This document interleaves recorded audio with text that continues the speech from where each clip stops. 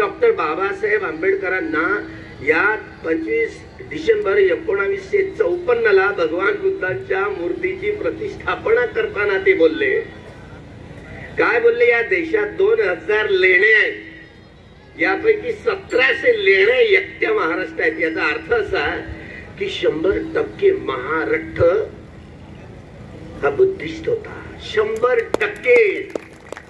त्याच्यातून कोण सुटणार आहे? शिवाजी महाराज हे महारींचा पोर म्हणून महाराष्ट्रातला एकही ब्राह्मण राज्याभिषेकासाठी आला नव्हता रे. तर राज्य दुसऱ्या दिवशी कसं आलं? पेशव्यांनी स्वातंत्र्य दिवस साजरा केला तर त्या गुढीला मात्र आमच्या शंभू राजाचं डोकं लटकवून नाही रे. आमचं राज्य होतं रे, आमचं राज्य होतं, मराठ्यांचं राज्य आमचं राज्य होतं. आमच्या राजाला उद्ध्वस्त करून सोबत मुस्लिम राज्यकर्त्यांना घेऊन आमचं राज्य उद्ध्वस्त करून पेशवेशाही आरूढ झाली. हे लक्षात. जरांगे पाटील तुमच्यातला कार्यकर्ता जागला ना, इतिहासाची चुणूक जाणा. उद्या तुम्ही जर घोषणा केली ना धर्मांतराची, 4थ्या दिवशी सरकारला रक्ताची हागवण लागेल. Everyone, please follow, like, share, comment and subscribe the Samyak Kranti channel. Thank you.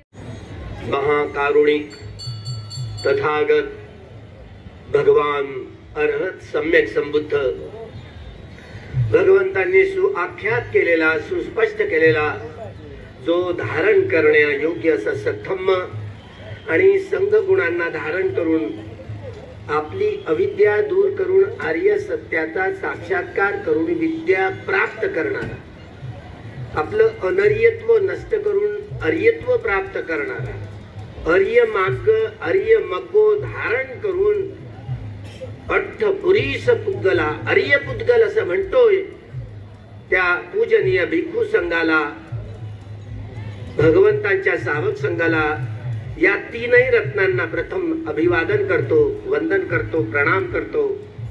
आणि युगायुगाच्या ज्या गुलामगिरीच्या, जाती व्यवस्थेच्या गुलामगिरीच्या बेड्या कायद्याने नष्ट केल्या, त्या बोधिसत्व परमपूज्य डॉक्टर बाबासाहेब आंबेडकरांचा, भावी बुद्धांचा,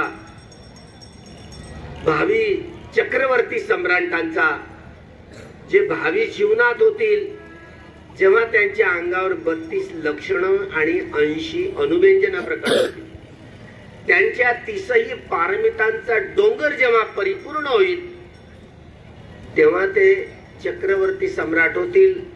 लक्षणं सुप्त असतील, अनुलक्षणं सुप्त असतील. जेव्हा ते बुद्धत्व प्राप्त करतील, जेव्हा ते बोधगयेला बुद्धत्व प्राप्त करतील, तेव्हा ते सम्यक संबुद्ध बनतील. आपण एवढ्याशा बुद्धीचे लोक या गोष्टी नाही समजून घेऊ शकत लवकर. त्यासाठी बुद्ध नेत्र पाहिजे, बुद्धांची दृष्टी पाहिजे. बुद्धांची दृष्टी म्हणजे विवेक दृष्टी नव्हे, बुद्धांची दृष्टी म्हणजे सायंटिफिक दृष्टी नव्हे, वैज्ञानिक दृष्टी नव्हे. भगवान बुद्धांची दृष्टी तिची प्रारंभिक अवस्था म्हणजे सम्मादृष्टी होय, सम्यक दृष्टी होय. विवेक दृष्टी याला नाही म्हणताय. म्हणून सम्मादृष्टीची व्याख्या करताना डॉक्टर बाबासाहेब आंबेडकर ही साधी सुधी सोपी गोष्ट नाहीये. दुःखी याणं दुःख समुदय याणं दुःख निरोध याणं दुःख निरोध गामिनी पटिपदाय याणंती इति उच्यते इति भिक्खवे सम्मादृष्टी. दुःख दुःख समुदय दुःख निरोध गामिनी पटिपदा याचं ज्ञान आत्मसात करत करत काया वाचा मनानी कर्म करणं म्हणजे सम्मादृष्टी होय. याला केवळ ऐकीव ज्ञान, केवळ चिंतनमय ज्ञानाची जी विवेक दृष्टी नव्हे किंवा वैज्ञानिक दृष्टी नव्हे, विज्ञानामध्ये वैज्ञानिकांचे निष्कर्ष जसे जशी ज्या ज्या विषयात नवनवीन उपकरण आली तर त्याचं सातत्यानं संशोधन होत असतं. हे सारं वैज्ञानिक क्षेत्र आहे, हे लोकीय क्षेत्र आहे, ते अनित्याचं क्षेत्र असतं, ते बदलत असतं. आम्ही लहानपणात या ज्या सूर्यमालेमध्ये राहतोय त्या सूर्यमालेमध्ये आम्हाला 9 ग्रह शिकवायचे. आता 8च ग्रह शिकवले जातात. भौतिक भौगोलिक वैज्ञानिकांचा निष्कर्ष बदललाय. हे वैज्ञानिकांचे निष्कर्ष बदलत असतात. पण भगवान बुद्धांचे जी बोधी आहे ना ती मिथ्या नाही, ती सम्यक आहे, म्हणून संबोधी ज्ञान समजलं जातं. हे सम्यक ज्ञानाच्या आधारावर ही जी संबोधी ज्ञानाची जी दृष्टी आहे ती बुद्ध दृष्टी आहे. त्यामुळे संबोधी ज्ञानाची दृष्टी ही ज्यांनी आर्य सत्याचा साक्षात्कार केलेला असतो त्यांना माहिती असते. आपण तर कल्पनाच करू शकतो. आपण केवळ बुद्धीच्या दोरावर, बुद्धी विलासाच्या आधारावर आपण जे वाचन, मनन, चिंतन याच्या आधारावर विचारचक्र आपलं असतं. बुद्धीला सीमा असते, चिंतनाला सीमा असते, पण प्रज्ञेला सीमा नसते. म्हणून डॉक्टर बाबासाहेब आंबेडकरांना या 25 डिसेंबर 1954 भगवान बुद्धांच्या मूर्तीची प्रतिष्ठापना करताना ते बोलले. काय बोलले? या देशात 2000 लेणे आहेत, यापैकी 1700 लेणे एकट्या महाराष्ट्रात. याचा अर्थ असा की 100% महाराष्ट्र हा बुद्धिस्ट होता. 100%.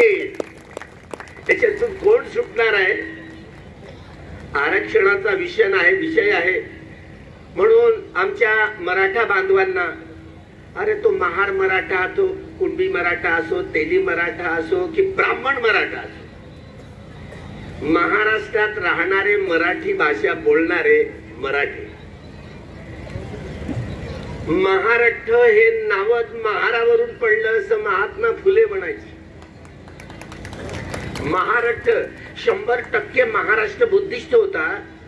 पण 1 जानेवारी 1927 बाबासाहेब आंबेडकर विजय स्तंभाजवळ आले भीमा कोरेगावच्या.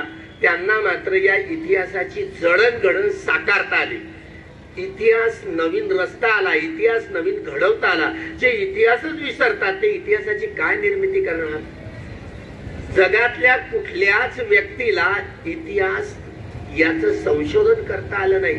ज्याला आपण वैज्ञानिक इतिहासाचं संशोधन हे केवळ वैज्ञानिक पद्धतीनं नाही, सम्यक धारणा, बोधिसत्व म्हणतो ना आपण, भावी बुद्ध असतात ते, या बोधिसत्वाचं हे नेहमीच महाकुशल चित्त काम करतं.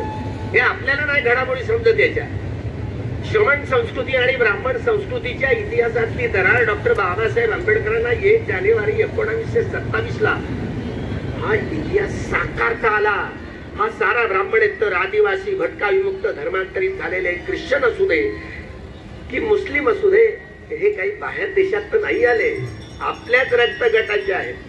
हा सारा समाज ब्राह्मणेतर, आदिवासी, भटका, विमुक्त, अस्पृश्य असो वा धर्मांतरित झालेले ख्रिश्चन असोत की मुस्लिम असोत, हा सारा ब्राह्मणेतर समाज, आदिवासी, एकेकाळचे हे नाग लोक होते. आणि प्राचीन काळात हे नाग लोक भगवान बुद्धांच्या धम्म संस्कृतीचे हे वारसदार होते. पण इतिहास भुलून गेलो. शेवटचा धम्म राजा सम्राट अशोकाचा पळनातू बृहद्रथ, त्यांची हत्या कपटानं पुष्यमित्र शुंगाने केली. ज्या दिवशी सम्राट अशोकाची धम्म दीक्षा झाली तो धम्मविजय दिवस. धम्मविजय दिवस, त्याला विजयादशमी असं म्हटलं जायचं. पण तोच दिवस निवडून शेंडीवाल्यांनी, जानववाल्यांनी, हा शेंडीवाला माणूस सैन्यामध्ये दाखल झाला पुष्यमित्र शुंग, आणि त्यांनी विश्वास संपादन केला. पुढे ज्या दिवशी सम्राट अशोकाने धम्मदीक्षा घेतली तोच दिवस निवडला आणि त्याला दशहरा विकृत नाव दिलं. कधी?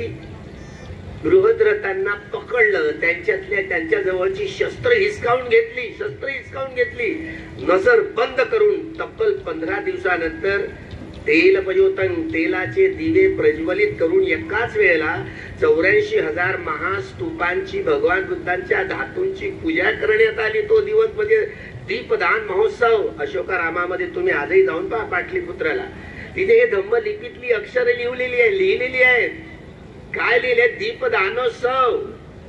ज्या दिवशी दीपदान, एकाच वेळेला सगळे लोक, हे 84,000 महास्तूप बांधलेले होते ज्या ज्या नगरात, शहरामध्ये, तिथे सगळे लोक जाऊ शकणार नाहीत. म्हणून घराघराच्या शेणाचे जे मोठे मोठे स्तूप आहेत ना, ते स्तूप मराठी लोक टाकताना दिसतात. ते भुलले कुठे?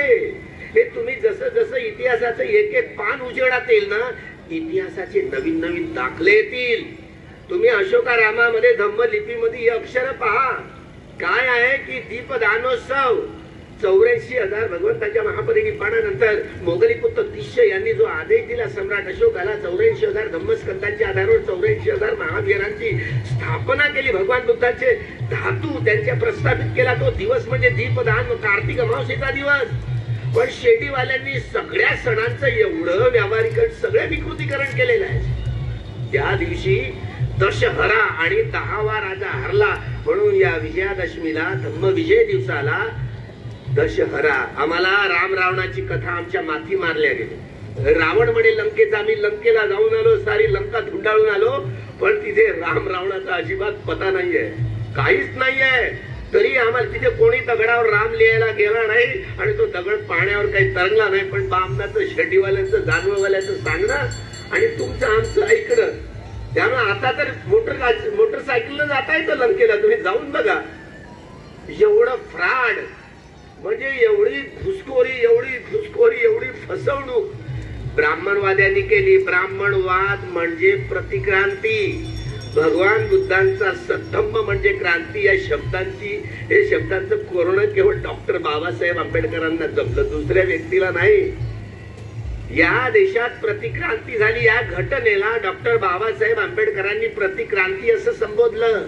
पुढे या भगवान बुद्धांच्या धम्म संस्कृतीचं नेतृत्व करणारा पूजनीय भिक्खू संघ या एकेका भिक्षूचं डोकं कापून आणण्यासाठी 100 पणी कारशा पण मोजले गेले गुरुदक्षिणा म्हणून भिक्षू लोक जंगला पहाडांचा, कंदरांचा आश्रय घेऊन जंगला पहाडात राहू लागले.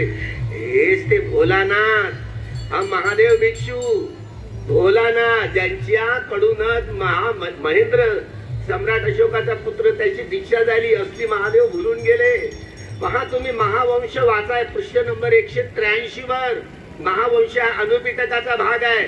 सम्राट अशोकाच्या उपस्थितीमध्ये मोगली पुत्र तिष्य यांनी महाराष्ट्रामध्ये महाधम्म रक्षित नावाच्या अर्हत भिक्षूंना, जो स्थवीर अर्हत भिक्षू होते, चंद्रभागा नदीच्या काठावर महाराष्ट्रामध्ये भदंत महाधम्म रक्षित यांच्या उपस्थितीत पायाभरणीपासून तर भगवंताच्या मूर्तीची प्रतिष्ठापना होईपर्यंत प्रत्यक्ष महाधम्म रक्षित या अर्हत स्थवीरांच्या ग्रीक भिक्षूंच्या उपस्थितीत समारंभ पार पडला असं त्या मूर्तीच्या डाव्या बाजूला लिहिलेलं आहे, जिथे आता चांदीचा पत्रा झाकलेला आहे विठ्ठल मंदिरात. हे लिहिलेलं आहे. एवढंच नाही, तो टोप आहे ना, तो ग्रीकचा टोप आहे. ग्रीक मधून महाधम्म रक्षितांनी आणलेला टोप आहे. हे महावंशमध्ये अनुपिटकामध्ये लिहिलेलं आहे. या नगरीचं नाव देखील पहिल्यांदा जेव्हा नव्हतं चराचर तेव्हा वसवलं पंढरपूर. हे तुकोबाराया म्हणतात. खरे शिवाजी महाराजांचे गुरु हेच तर आहेत. आरक्षण वाल्यांनो, तुम्ही पहिल्यांदा लक्ष घ्या. ज्या आरक्षणाच्या गोष्टी करणारे लोक आहेत, 102वी जी घटना दुरुस्ती आहे ना, जरा गांभीर्यानं वाचा. कुठल्याही राज्य सरकारांना आरक्षण देता येणार नाही. आरक्षणाचे अधिकार हे राखून ठेवले. केंद्र सरकारने नाही देता येणार तुम्हाला. आणि आरक्षणाच्या नावावर ओबीसी वर्सेस मराठा हे जाणीवपूर्वक 2024च्या या उत्पत्ती खेळण्यासाठी हे जाणून बुजून हा संपूर्ण सांप्रदायिक तणाव निर्माण करून जाळपोळ करणारे, अरे हे शेतीवाले आहे ते लक्षात ठेवा, हे जानववाले आहे ते लक्षात ठेवा. ओबीसी बांधवांनी, मराठा बांधवांनी अजिबात सांप्रदायिक तणाव निर्माण होऊ देऊ नका. हे भूत आहेत ना, हे सरकारनेच उभं केलेलं भूत आहे. तो जरांगे पाटील असो, ही जगन भुजबळ असो, हे भूत आहेत, जाणीवपूर्वक भूत आहेत.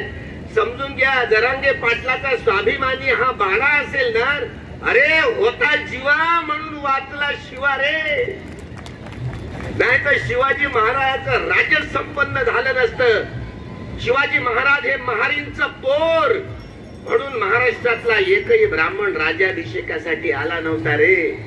मायचा लाल, आम्हाला सांगितलं जातं की आमच्या संभाजी राजाच्या हत्या केली म्हणे औरंगजेबाने. त्याचं डोकं कापल्यानंतर मनुस्मृतीच्या कायद्यानुसार त्याचे डोळे काढले, कान कापलं, नाक कापलं, जीवा कापले आणि त्याचं डोकं मात्र पेशव्यांच्या हातात कसं आलं? पेशव्यांचं राज्य दुसऱ्या दिवशी कसं आलं? पेशव्यांनी स्वातंत्र्य दिवस साजरा केला तर त्या गुढीला मात्र आमच्या शंभू राजाचं डोकं लटकवून नाही. आमचं राज्य होतं रे, आमचं राज्य होतं, मराठ्यांचं राज्य आमचं राज्य होतं. आमच्या राजाला उद्ध्वस्त करून सोबत मुस्लिम राज्यकर्त्यांना घेऊन आमचं राज्य उद्ध्वस्त करून पेशवेशाही आरूढ झाली. हे लक्षात ठेवा. आमच्या गळ्याला गाडगी आणि कमरेला झाडू, हा संपूर्ण अड्डा बनला. ब्राह्मणवाद म्हणजे प्रतिक्रांती. हे जानेवारी 1927 ला बाबासाहेब आले. हा सारा ब्राह्मणेतर समाज किती गुलामीचं जीवन जगण्याची त्यांना सवय झाली. गुलामांना त्यांच्या गुलामीची जाणीव करून द्या, म्हणजे ते बंड करून उठतील, बंड करून उठतील. जरांगे पाटील, तुमच्यातला कार्यकर्ता जागला ना, इतिहासाची चुणूक जाणा. उद्या तुम्ही जर घोषणा केली ना धर्मांतराची, चौथ्या दिवशी सरकारला रक्ताची हागवण लागेल. स्वाभिमानी बाणा तर जागवा, दुसऱ्याचं खेळणं बनू नका. बाबासाहेबांनी जी लढाई लढवली ती स्वाभिमानाची लढाई. आणि हे केवळ हे जानेवारी 1818 ला जो लढा झाला, हे स्वाभिमानाची लढाई लढली गेली. हे केवळ डॉक्टर बाबासाहेब आंबेडकरांनाच कळलं, जगातल्या एकाही माणसांना नाही कळलं. हे बोधिसत्वाचं महाकुशल चित्त असतं. तुम्ही एवढीशा बुद्धीचे लोक, बुद्धीला सीमा असते, प्रज्ञेला सीमा नसते. म्हणून इतिहासाचं उत्कर्ण डॉक्टर बाबासाहेब आंबेडकरांनाच करता आलं. हे लक्षात ठेवा. सिम्बॉल ऑफ नॉलेज एवढं साधं काम नाहीये. ज्ञानाचा अर्थ आहे या युगातला तेवढा बुद्ध्यांक, उच्चांक बुद्ध्यांक असलेला माणूस तुम्हाला या युग पुरुष या युगावर छाप टाकून गेलेले आहे. स्टेट्स अँड मायनॉरिटी एवढासा ग्रंथ होता, एवढासा ग्रंथ होता, पण जगात गाजला. अरे बहुसंख्याक नेहमीच अल्पसंख्याकांवरती अन्याय अत्याचार करतात. हे बहुसंख्याक आणि अल्पसंख्याक यामध्ये ताळमेळ बसवली कशी पाहिजे. स्टेट्स, संस्थान आणि अल्पसंख्याक यातला हा परस्पर संबंध, जगातल्या अल्पसंख्याक आणि बहुसंख्याक यांच्यामधला परस्पर संबंध हा सम्यक ज्ञानाच्या आधारावर कसा सोडवावा हे बाबासाहेब आंबेडकरांना सोडवता आलं. मराठ्यांनो, तुम्ही हे राज्य सरकारला अधिकारच नाही आहेत. हे सुरक्षित करणं पहिल्यांदा जातीने गणना व्हायला हवी. प्रवर्ग एससी असो, काही एससी मध्ये काही बुद्धिस्ट लोक आहेत असे नाहीये, पण जाणीवपूर्वक शेंडीवाले जाणवाले, अरे हे तर बौद्धासाठी यांचंच आहे रे, सौरग आरक्षणाचं म्हणतात, असा विकृत प्रचार करतात. त्यात अनुसूचित जातीमध्ये हिंदू काय, बौद्ध काय, जैन काय, शीख काय असे लोक आहेत, असे लोक आहेत ज्यामध्ये अनुसूचित जातीमध्ये, अनुसूचित जमातीमध्ये, ओबीसी मध्ये प्रवर्ग आहे. आता 10% वाल्यांसाठी जो कोणी मागणी केली होती का तुम्ही, हे आरक्षणाची मूळ हवाच काढून टाकण्यासाठी एक आमची भगिनी, एक आमची चांगली गाणं म्हटली काल. काय काय म्हटली माहिती आहे? शेंडीवाल्याचा प्रधानमंत्री, अरे जानववाल्याचा प्रधानमंत्री, फर्जी डिग्री वाला रे. अरे देश विकता विकता नरेंद्र मोदी मेला आणि त्याच्या मावतीला चला. सांगण्याचं तात्पर्य असं आहे, 337 अडतीस 39व्या या कलमानुसार एवढं मोठं खाजगीकरण नाही करतायत. घटनेचं 21 कलम त्या मिनिट्स बुकामध्ये जावा, म्हणजे तुम्हाला कळेल. कुठलाही राजकीय पक्ष सत्तेवर आला तर त्यांनी सगळ्या जमिनींचं, सगळ्या उद्योगांचं राष्ट्रीयकरण करायचं आणि सगळ्या लोकांचे अन्न, वस्त्र, निवारा, शिक्षण आणि आरोग्याच्या मूलभूत गरजांची पूर्तता करणं हे धार्मिक राजाचं काम आहे. भगवान बुद्धांनी जो कूटदंत सूक्तामध्ये जो उपदेश केलाय राजे महाराजे लोकांना, कूटदंत सूक्त काय सांगितलं महाराज? अरे ही प्रजा तुमच्या पुत्रासारखी आहे आणि तुमच्या पुत्राचे अन्न, वस्त्र, निवारा, शिक्षण आणि आरोग्याच्या गरजांची कशी पूर्तता करताय, भौतिक जीवन कसं सजवताय, तसं आध्यात्मिक जीवन आणि भौतिक जीवन सजवणं. देवो वसतु कालेन सस्य संपत्ती हेतूच प्रीतो भवतु लोकोच राजा भवतु. वंदनेत म्हणताय ना तुम्ही रोज, राजा जर धार्मिक झाला तर हे सोडवेल म्हणून घटनेच्या 21व्या कलमामध्ये बाबासाहेब आंबेडकरांनी हा प्रयत्न केला होता. काय सरकारी धान्य दुकानातून या सगळ्यात अन्न, वस्त्र, निवारा, शिक्षण आणि आरोग्याच्या मूलभूत गरजांची पूर्तता होणार आहे का?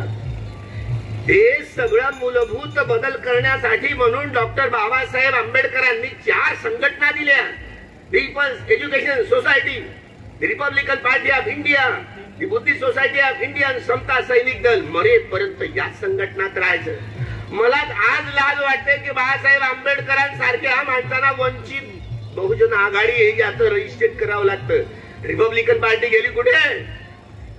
रिपब्लिकन पार्टी गेली कुठे? मला शरम वाटते की ज्या चारही संघटनांमध्ये आजन्म सभासद सगळ्यांनी असावं, सगळ्यांनी घटनेनुसार वागावं, ज्या चारही संघटना ज्या घटना लिहिल्या आहेत त्या घटनेने सगळ्यांनी वागावं, तर ह्या चारही संघटनांचं पुनरुज्जीवन करण्याची गरज आहे. चारही संघटनांचं, बाबासाहेबांचा हा स्वप्नपूर्तीतला संपूर्ण हा जम्बूद्वीप भारत सगळा बुद्धमय धम्ममय करायचा असेल, सारं जगत धम्ममय बुद्धमय करायचं असेल, बाबा रे तुम्ही जाऊन वाचा. अलीकडे पुरुषोत्तम खेडेकरांनी मराठीत भाषांतर केलं या कुटदंत सूत्राचं, राजांनी राज्य करायचं कसं. पहा बखरपा आमचा एक तायडे घराण्यातला माणूस, अकोल्यामधला, तो जातीच्या जाचामुळे त्रस्त झाला. सय्यद अली नाव केलंय.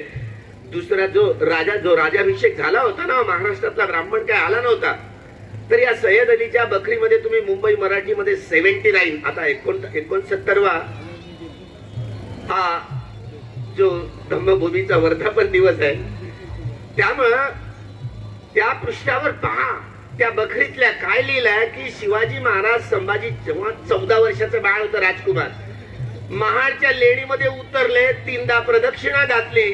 हे काहीतरी काचड किचड अक्षर दिसतात, बरं तू याच्यावर काहीतरी लिही, हुशार माणूस, याला संस्कृत बोलायला येतो. 14 वर्षाचं बाळ, त्यांनी बुद्ध भूषण लिहिलं. काय लिहिलं? मराठीत भाषांतर केलं बघा. संस्कृत मध्ये लिहायला लागलं, पोट कुणाचं? रामदास स्वामीचं दुखायला लागलं. कधी आयुष्यात भेट झाली नाही तो राजाच कसा? आमच्या मामा देशमुख एक कुणबी समाजाचा माणूस इतिहास लिहायला लागला, तर त्यांचं प्रेत यात्रा काढली. आम्हाला जेव्हा कळलं तर आम्ही खांद्यावर बसून विजय यात्रा काढली होती. शेंडीवाले जाणून बुजून जातीय तणाव, सांप्रदायिक तणाव लावून आपली पोळी शेकण्याचा प्रयत्न करतात. मराठ्यांनो सावधान. शिवाजी महाराजांचा राज्य, अरे मारींचं पोर होते, कुठपर्यंत लपवाल तुम्ही? अलेक्झांडर ज्याच्या गोष्टी करतो ना इंग्रज अधिकारी, त्याला सैनिकी अधिकारी, ज्यामुळं तो शिकारीसाठी गेलाय. अजिंठ्याच्या लेण्यामध्ये वाघाची शिकार करण्यासाठी कलिंग अलेक्झांडर कलिंग वाघ तिकडे गेला आणि त्या लेण्या दिसल्या. तर त्या लेण्याच्या परिसरात किती वर्ष राहिला तो? किती वर्ष राहिला? डॉक्टर स्मिथ आपल्या पृष्ठ 121 ते 131 पर्यंत वाचा जरा. काय लिहिलं की शिवाजी महाराजांच्या आई वडिलांचं लग्न अजिंठ्याच्या लेणीत झालं. अजिंठ्याच्या लेणीत. एवढंच नव्हे तर त्याच्या पृष्ठावर 31 पृष्ठावर पाहायचे की लखुजी जाधव हे महार वतन होत. हे का आम्ही सांगायला गेलो का त्यांना? कुठपर्यंत इतिहासाला लपवून ठेवल रे बाबा? अजूनही महारवाड्याला राजवाडा म्हणतात आणि राजवाड्यालाच महारवाडा म्हणतात. अजूनही तो शिंदखेड राजाचा लखुजी महार जुन्या कागदपत्रात पाहत महार वतन होतो. कुठपर्यंत दडवून ठेवाल? हे खरंच महारींचं पोर म्हणून राज्याभिषेकासाठी म्हणून एकही ब्राह्मण आला नाही रे महाराष्ट्राच्या. जेव्हा महाराष्ट्रात संपूर्ण मावळ्यांची पोरं कुठे गेली? एकही ब्राह्मण आला नाही. शेवटी मजुरी करून गागा भट्टाला बोलवलं. हा सय्यद अली बखरकार लिहितो, 1 मिनिट अंधाकार डोळे लावायला लावले आपल्या डाव्या पायाच्या अंगठ्याने. शिवाजी महाराजांच्या मस्तकाला टिळा लावला. दुसरा राज्याभिषेक जो बुद्धिस्ट पद्धतीने झाला, पळसदेव नावाचं गाव आहे, तिथे मोठी पळसनाथ म्हणून एक महायानी भिक्षू होते. ते भोसले घराण्यातलेच होते. ऐका, त्यांच्या उपस्थितीत जो दुसरा राज्याभिषेक झाला तो 3 शरण आणि 5 शील प्रदान करून शिवाजी महाराजांचा दुसरा राज्याभिषेक झाला. शिवाजी महाराज बुद्धिस्ट होते. अक्षर दिसतात ना, हे आपल्याला काय कळायचं नाही बाबा. म्हणून 5 माणसं निवडून शिवाजी महाराजांनी लंकेला पाठवली. मोरोपंत पिंगळ्यांनी मात्र त्या 5 माणसांचं काय केलं? प्रश्नचिन्ह लावतोय बखरकार, प्रश्नचिन्ह लावतो. ती माणसं जर आली असती तर निश्चितच हा सोहळा जो आहे ना, जो गुप्त राहिलेला सोहळा दुसरा उशिरात आला असता. अरे हेच तर या शिवाजी महाराजांना काय कोणाला इतिहास माहित? शेंडीवाल्यांच्या हातात सगळी लेखणी.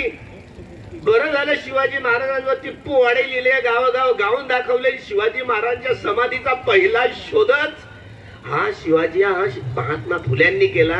शिवाजी महाराजांची 19 फेब्रुवारीला जयंती साजरी केली म्हणून शिवाजी महाराज या महाराष्ट्राला नाही देशाला माहीत तरी झाले. नाहीतर तपून मेला असताना शिवाजी महाराज काहीच नाही. त्याच समाधीला उलट रामदासांची 30 तारीख आहे बरं, त्या तारखेमध्ये विवाद आहे. रामदासाची घोषित करण्याचा डावपेच होता. त्यामुळं हे शेंडीवाल्यांचं जानवावाल्यांचं हे संपूर्ण तिखट आहे ना. हा ब्राह्मणवादाला ओळखा. ब्राह्मणी धर्माचं नामकरणच त्यांनी हिंदू असं केलं. हे मुस्लिमांनी भाग पाडलं. परत नाही मुसलमानांनी तर राज्य करण्यासाठी बोलावणारे हे शेंडीवाले जानवावाले, इंग्रजांना इथे राज्य करण्यासाठी बोलावणारे हे, डचांना देखील इथे राज्य करण्यासाठी बोलावणारे हे. मोठा राष्ट्रवाद अंगात आला यांचा. हा शेंडीवाल्यांचा राष्ट्रवाद, हा जानववाल्यांचा राष्ट्रवाद जेव्हा उद्धव ठाकरेंना समजला तर उद्धव ठाकरे बोलू लागले की शेंडीवाल्यांचं जानववाल्यांचं हे काही हिंदुत्व आपल्या काही कामी नाही, म्हणजे कामी नाही, आपल्यात कामी नाही. म्हणून सावधपणे सगळ्यांनी मराठ्यांनो, कुंड्यांनो आपापसात वादविवाद करू नका. वादविवादातनं भांडणं करून जाळपोळ करू नका. अरे आपण इतिहासच विसरून गेलो रे. गुलामांना त्यांच्या गुलामीची जाणीव करून द्या म्हणजे ते बंड करून उठतील. 13 ऑक्टोबर 1935 ला नाशिक जिल्ह्यामध्ये येवल्याला मोठी सभा भरवली. स्वतंत्र महाराजांची मतं टटोळण्यासाठी 35,000 लोक त्या सभेला. चुकून जन्म घेणं हे माझ्या हातात नव्हतं, पण जगणं आणि मरणं माझ्या हातात आहे. चुकूनही या ब्राह्मणवादी तुरुंगात मी मरणार नाही, जगणार नाही. बाबासाहेबांनी 21 वर्ष वाट पाहिली. 21 वर्षानंतर नागपूरच्या नागभूमीवर 14 ऑक्टोबर 1956 ला विजयादशमीच्या दिवशी त्यांनी ही धम्म क्रांती घडवून आणली. धम्म क्रांती घडवून.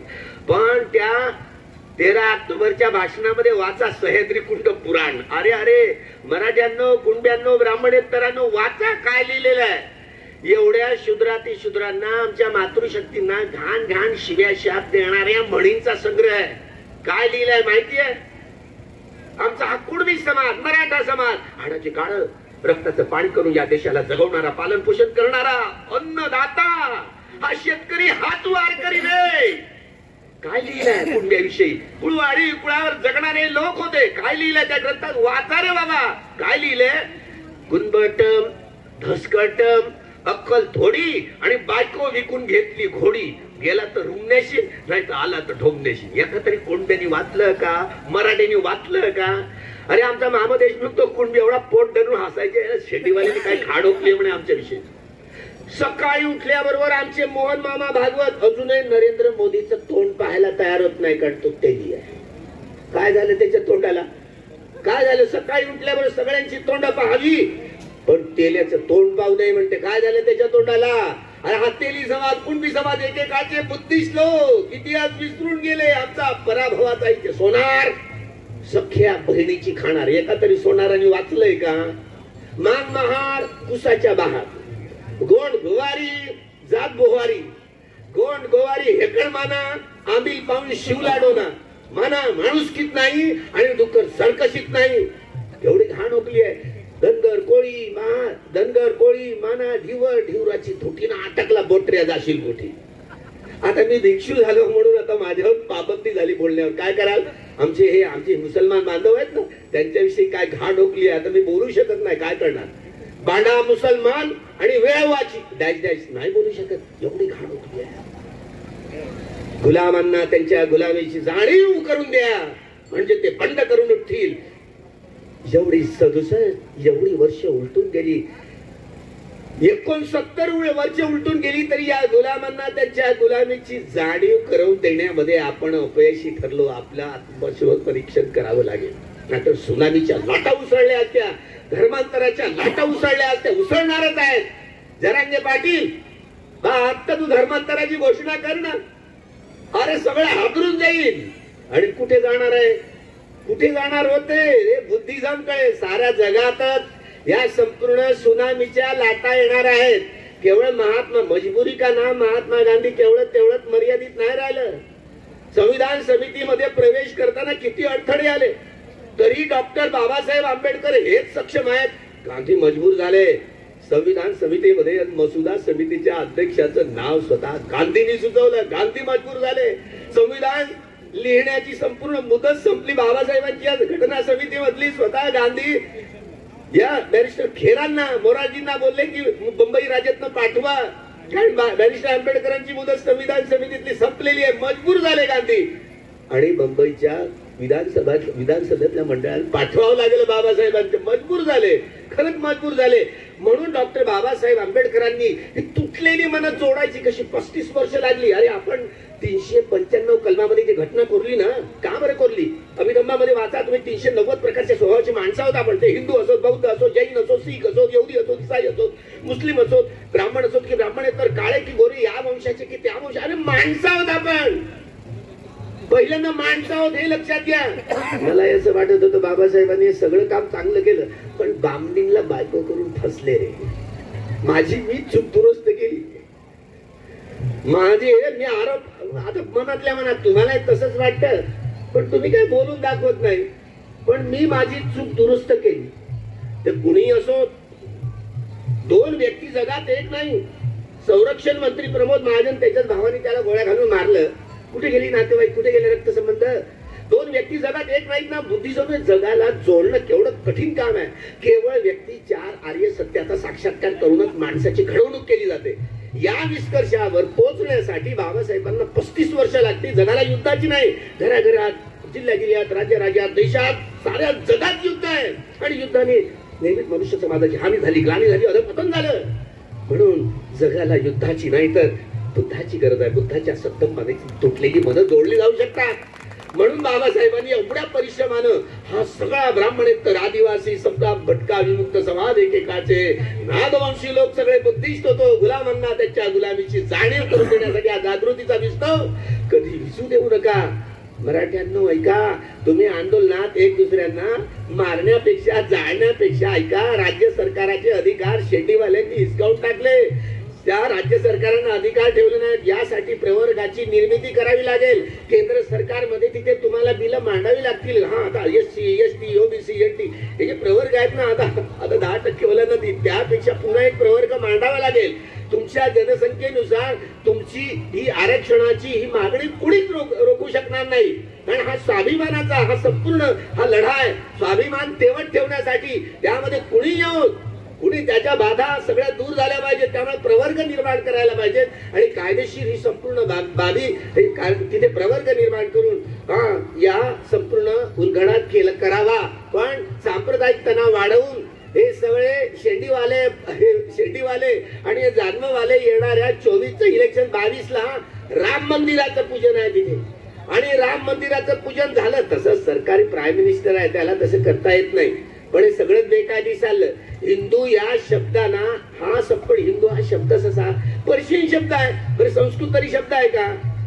म्हणजे स्वतः आर्य समाजाचे संस्थापक जे आपल्या आर्य समाजाचे संस्थापक दयानंद सरस्वती साहेब सत्यार्थ प्रकाश या ग्रंथात ते लिहितात की हिंदू ही दिलेली शिवी आहे आम्हाला. मुस्लिम राज्यकर्त्यांनी हा पर्शियन शब्द आहे, इराणियन शब्द आहे. इराणचे संपूर्ण मुस्लिम राजवट आली, त्यांनी हिंदू हे नाव दिले. हिंदू या शब्दाचा अर्थ पाहा ना, तुमच्याकडे अँड्रॉइड मोबाईल आहे. पर्शियन शब्द आहे. गुलाम, काळा, दास, चोर, लुच्चा, लफंगा हे असे अर्थ आहेत. आणि तरी हे बघा, तुम्ही त्या सैंदैव संस्कृतीला जाणीव बुजून शेतीवाल्यांच्या सरकारचा मी दिल्लीत असताना निषेध केला. त्यांनी या सैंदैव संस्कृतीचं नाव सरस्वती संस्कृती दिलं. समजलं? हे विकृतीकरण आहे. ज्यामुळे त्या ज्यात मोहेंजोदडो व हरप्पा संस्कृतीचे टिले दिसतात ना, ती स्तूप आहेत. कोणागमन, काश्यप, ककुसंत बुद्धांचे स्तूप आहेत. 7x12च्या कुठे मिळाले आहेत? ते सगळे शहर आहेत ना मोहेंजोदडो, हरप्पा, ते बुद्धिस्ट कल्चर आहेत. ते भगवान बुद्धाच्या अगोदरचे संपूर्ण दिसतंय ना, 60 ते बुद्धिस्ट कल्चर आहे. तिथे वैदिक धर्माचं, वैदिक संप्रदायाचं काहीच नाही शिल्लक. हे सगळं विकृतीकरण आहे. त्यांच्या हातात लेखणी असल्यामुळे आपल्याला सगळंच बैकवलं. त्यामुळे इतिहास हे सगळे एकेकाची पान, एकेकाचं इतिहासाचं पान खोदता यायला हवं.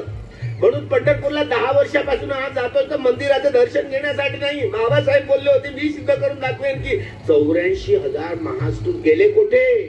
हे पंढरपूरच्या इतिहासात गेले कुठे? सगळे मंदिरामध्ये परावर्तित झाले. वेगवेगळ्या भगवान बुद्धांच्या मूर्ती रफादफा केल्या गेल्या आणि वेगवेगळ्या देवी देवतांची त्यांच्या घशात राम आणि कृष्ण कोंबला शेंडीवाल्यांनी. हे आषाढी पौर्णिमेला पंढरपूरला लोक जायचे, बुद्धं शरणं धम्मं शरणं संघं शरणं, आणि आपल्या आपल्या गावागावात खेड्यागावात नगरामध्ये भिक्षूंना 3-4 महिन्याच्या वर्षावासासाठी न्यायच्या नाही. कार्तिक पौर्णिमेला पुन्हा कठीण वरदानाचा कार्यक्रम असायचा नेवते. हे संपूर्ण धम्म संस्कृतीचं लेणं आहे. मी काय निवृत्ती नाताना मी सांगायला गेलो का? महाराष्ट्र शासनाने प्रकाशित केलेलं सकल सत्य कथा वाचा ना. निवृत्तीनं मी जातो पंढरपुरे धम्मनगरे बुद्ध दर्शनाशी, मी सांगायला गेलो का? अरे सगळे साधू संतांची चळवळ ज्यावेळेला भिक्षूंना मारकाट सुरू झाली त्यावेळेला दाढी डोक्याचे केस वाढवायला लागले. हेच नवनाथपंथी, गोरखनाथ, महादेव, सगळे नाथपंथी लोक, मच्छिंद्रनाथ, हे सगळे वारकरी, हे भागवती, हे महानुभावपंथी, हे लिंगायतपंथी, हे सुफीपंथी, हे सगळे मोको कहा ढूंढे रे बंदे, मैं तो तेरे पास में, ना मंदिर में, ना मस्जिद में, ना खाबे कैलाश में. इतिहासाची चाळण केली तर इतिहासात आम्हाला सांगितलं जातं की संत कबीरांचे गुरु कोण? तर रामानंदी. अजिबात नाही, खोटं खाटं सांगितलं जातं. त्यांच्या असली गुरुचं नाव शिवली आनंद आहे. त्यामुळे हे जसं जसं उजेडात येईल ना, इतिहासाची वाखाणणी होईल. इतिहास जे विसरतात ते इतिहास काय निर्माण करतील? म्हणून या 69व्या या धम्मभूमीत आपण माथा टेकण्यासाठी आलो. इतिहासाचं वळण हे जिथे जिथे आपण जागृतीचा विस्तवा कधी विझू द्यायचा नाही. ही सुनामीची लाट आल्याशिवाय राहणार नाही. येणारा काळ बुद्धिझमचा काळ आहे. सगळ्या जगात लाटा येतील. आपण एका हातात बुद्ध आणि त्यांचा धम्म आणि दुसऱ्या हातात दी कॉन्स्टिट्यूशन ऑफ इंडिया, हे 2 ग्रंथ घेऊन तुमच्या घराघरामध्ये तुम्ही इंजिनियर पोचता. आणि या देशातला प्राईम मिनिस्टर फर्जी डिग्रीवाला तो म्हणतो तुम्ही पकोडे काढा. तो पकोडे काढण्यासाठी तुम्ही इंजिनियर नाही बनवला ना, या देशात नाही ठेवायचे. समजलं? बुद्ध आणि धम्म हे एक ग्रंथ आणि दुसऱ्या हातात कॉन्स्टिट्यूशन ऑफ इंडिया. एका देशासाठी नाही आहे घटना, एका देशा. पण बुद्धीचा प्रकोप एवढा होतो की आमचा एक माणूस आहे ना बुद्धिवादी, खूप ग्रंथ आहे, मोठी लायब्ररी आहे, मानवला विजय मानकर सारखा. घटनेमध्ये 50 चुका डॉक्टर बाबासाहेब. अरे 50 नाही 100 केल्या असतील. जा ना तू दुरुस्त करायला. पण हे बोलून तुला काही बक्षीस मिळतं का? तुझ्या बुद्धीची कीव करावीशी वाटते बाबा. हे सम्यक ज्ञानाच्या आधारावर तू एक प्रक्षेपण केलं तर ते वेगळं राहिलं असतं. त्यामुळे या संविधानासारखं संविधान जगात नाही आहे बाबा, हे लक्षात ठेवा. आपल्या बुद्धीचा उच्चांक इथपर्यंत जाऊ देऊ नका. म्हणून हे सम्यक ज्ञानाच्या आधारावर आपण आपली ही जीविका कशी सम्यक आजीविका त्या आधारावर आपलं जीवन सांभाळलं तर निश्चित सारं जगत बुद्धमय धम्ममय करण्याचं बळ तुमच्या अंगी या 69व्या या धम्मभूमीच्या वर्धापन दिनी यावेळी भाष्य करतो. आणि याच ठिकाणी मी थांबतो. भवतु सब्ब मंगलम, भवतु सब्ब मंगलम, भवतु सब्ब मंगलम.